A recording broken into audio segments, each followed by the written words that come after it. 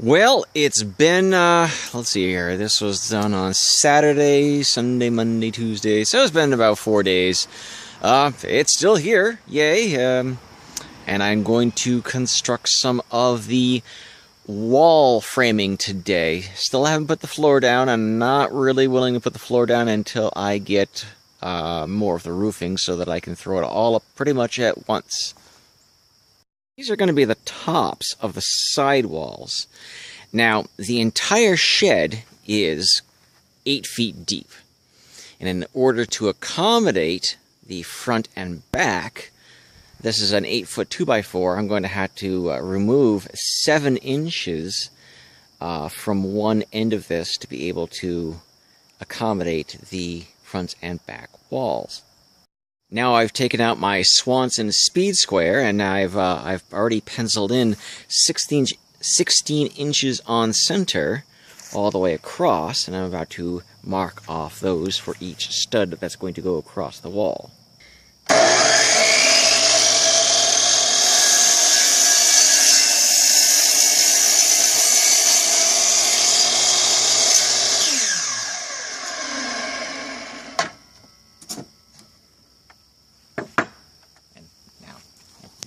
Stop. Okay, now I've got the tops and bottoms of the sidewalls done, and I'm about to start working on the supports. If I've done my math correctly, I need to remove 15 inches of material from the end to be able to equal 7 feet tall. 15 inches removed from all 7 of these 2x4s later, I've pre-nailed this, and I will now assemble. I brought down some of the sheets of OSB so that I could have a flat surface on which to nail together the walls, and I lay them down just to see how well it would work. And I have discovered that it is no longer square. It's almost square, but it is definitely going to require a bit of adjustment. So I'm not going to work on that now. The only thing I'm trying to do now is assemble the walls.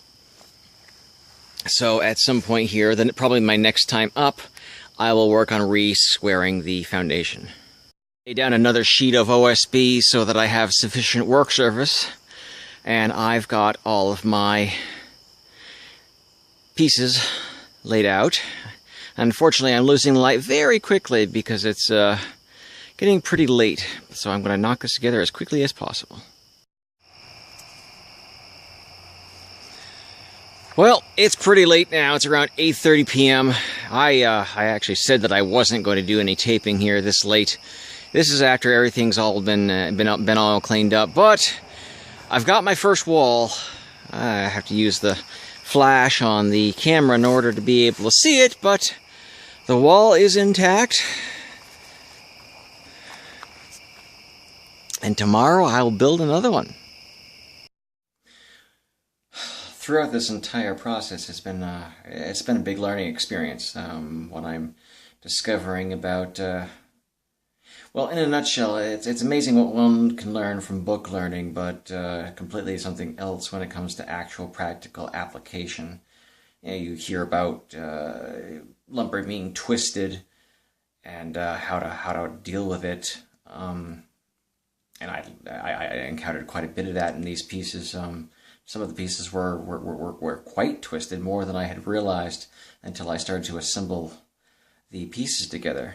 Luckily, a friend of my mother stopped by, and I was able to. He was able to help me twist a lot of the pieces into position. It's certainly straight now. It wasn't when I started. It was horribly twisted, and things were just not coming together correctly. And it's definitely a lot to do with technique. I learned a lot. The next wall should come together a lot cleaner. I'm going to work with the pieces that I have to figure out exactly which pieces will work better in different spots on the shed. So, well, keep watching for part 3. It'll be coming up here in a couple of days.